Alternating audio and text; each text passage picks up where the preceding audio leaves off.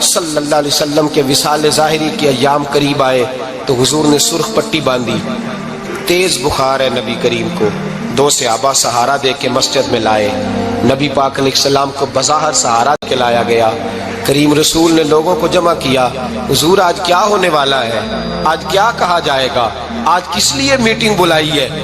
نبی کریم کے کل صحابہ جب مسجد میں جمع ہوئے تو کھچا کھچ مسجد بھری ہے۔ وصال ظاہری سے چند یوم پہلے کی بات، نبی پاک نے فرمایا آج تمہیں کوئی جہاد کی ترغیب نہیں دینی، آج کوئی نیا پیغام نہیں دینا، آج تمہیں بتانا ہے کہ رب نے اپنے بندے کو اختیار دیا ہے، چاہے تو دنیا میں رہے، چاہے تو اس کی بارگاہ میں حاضر ہو جائے۔ اس عبد نے بارگاہ ربوبیت کی طرف لوٹنے کا ارادہ کر لیا ہے۔ حضرت صدیق اکبر رونے لگے تو صحابہ نے کہا تمہیں کیا ہوا؟ کہنے لگے سمجھ نہیں رہے، کسی کی بات نہیں کر رہے، نبی پاک تو اپنی بات فرما رہے ہیں، اس نے جانے کا ارادہ کر لیا۔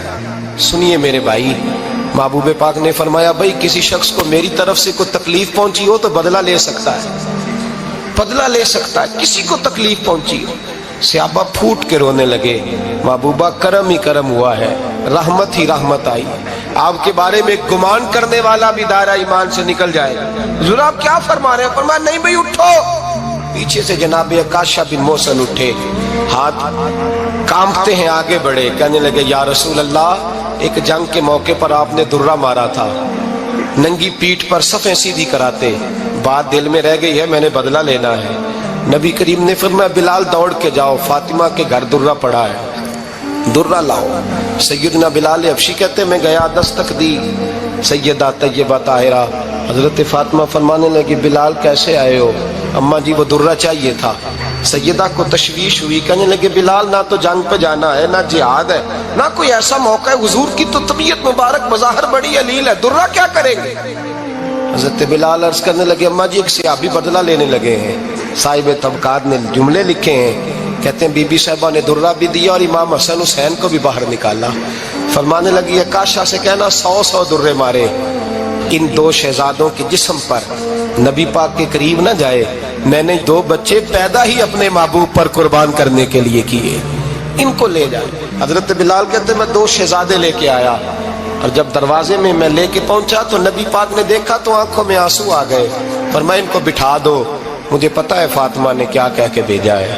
حضرت سیدنا بلال فرماتے ہیں درہ میں نے جناب عکاشہ کو دیا، حضرت عکاشہ درہ لے کے آگے جو بڑھے تو حضرت ابوبکر صدیق نے ان کے پیروں پہ ہاتھ رکھا، فرمایا عکاشہ میری طرف آ یار، مجھے مار درے، نبی پاک کے قریب نہ جا۔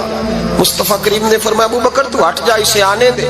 فرماتے ہیں میں چند قدم آگے گیا تو مولا علی شیر خدا نے میرے پیر پہ ہاتھ رکھا، کہنے لگے عکاشہ سوچ تو صحیح تو کیا کر رہا ہے؟ حضور نے فرمایا علی ہٹ جاؤ، میرا اور ان کا معاملہ ہے۔ جناب عکاشہ آگے بڑھ رہے، نبی کریم نے فرمایا میں اپنی امت کو درس دینا چاہتا ہوں، خبردار خبردار زندگی میں تمہارے ہاتھ سے زبان سے کسی کو تکلیف نہ پہنچنے پائے، خبردار یاد رکھنا وہ معاشرے بگڑ جاتے ہیں، وہ معاشرے تباہ کر دیے جاتے ہیں جہاں ظلم ہوتا ہے، جہاں زیادتی ہوتی ہے، جہاں لوگوں کو ستایا جاتا ہے۔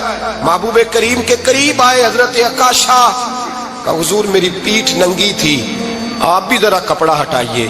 نبی کریم نے پیٹھ سے کپڑا ہٹایا، جناب عکاشہ نے درہ جو اٹھایا تو صحابہ کی چیخیں نکلی، حضرت عکاشہ نے درہ دور پھینکا، حضور کے بطن اطہر سے لپٹ گئے، چومنے لگے، کہنے لگے حضور وہ تو صفیں سیدھی کراتے لگ گیا تھا، آپ نے کہاں مارا تھا؟ یا رسول اللہ میں تو بہانہ بنا رہا تھا کہ جاتی دفعہ مجھے وجود چومنے کا موقع نصیب ہو جائے، مجھے یہ موقع نصیب ہو جائے۔ میرے حبیب نے فرمایا جس نے جنتی دیکھنا ہو میرے عکاشہ کی زیارت کر لے۔ بھائی ظلم کا دروازہ کھلا ہوا ہے اور لوگ بھول جاتے ہیں زیادتی کرتے ہوئے، وہ بہو سے ہی کیوں نہ کریں، وہ اپنے گھر کے بھول جاتے ہیں کہ شاید پوچھنے والا کوئی نہیں، شاید میزان نہیں لگے گا۔ ایران کے بادشاہ نے اپنے بیٹے کو پڑھانے کے لیے ایک استاد صاحب کا بندوبست کیا۔ استاد صاحب کو کہا کہ میرے بچے کو دین پڑھائیے، میں چاہتا ہوں کل اس نے عنان حکومت کو سنبھالنا ہے تو یہ دین سے آگاہ ہو جائے، اس کو کچھ سکھائیے پڑھائیے۔ بہت نیک بزرگ بڑے درویش عالم پڑھانے لگے، اسباق مکمل ہو گئے، دین کے اسباق قرآن مجید پڑھایا، احادیث طیبہ کا درس دیا، اصول فقہ سے روشناس کرایا۔ جب بچے نے مکمل تعلیم حاصل کر لی اور آمین ہو گئی، دستار ہو گئی، فارغ ہو گئے، تو پھر ایک دن استاد صاحب نے کہا بیٹے کل تم نے ضرور آنا ہے، کچھ بات کرنی ہے۔ شہزادہ گیا ملنے استاد صاحب سے، استاد صاحب نے کنڈی لگا لی، ہاتھ میں درہ پکڑ لیا، مار مار کے پورے وجود کو زخمی کر دیا، کوئی غلطی نہیں، کوئی بات نہیں، مارا۔ اب بچہ آیا آ کے بادشاہ سلامت سے کہا کہ ابا جی سمجھ نہیں آئی، بڑا مارا ہے استاد۔ تو سیانے تھے نا بادشاہ، یہاں تو قاری صاحب روز کٹہرے میں کھڑے ہوتے ہیں، مولوی صاحب آپ نے میرے بچے کو کیوں مارا ہے؟ آپ 8,000 کے مولوی ہیں، میرا کئی کروڑ کا بچہ ہے، سویرے بدل لیں گے، خبردار آپ نے بچے کو ہاتھ لگایا، اپنی حیثیت میں رہے معاذ اللہ۔ جو قومیں استادوں کو کٹہروں میں کھڑا کرتی ہیں وہ ترقی نہیں کر پاتی، جو استادوں کو کٹہروں میں روز کھڑا کرتے ہیں۔ کہا ابا جی بڑا مارا ہے، تو والد بڑے سمجھدار تھے، کہنے لگے بیٹا استاد باپ ہوتا ہے، وہ زیادتی نہیں کرتا، کوئی بات ہوگی میں تیرے استاد کو کٹہرے میں نہیں بلاؤں گا۔ اماں سے بات کی، اماں کہنے لگی بیٹا میں تیرے باپ سے کیسے بات کروں، ڈر آتا۔ وقت گزر گیا، 22 سال بیت گئے،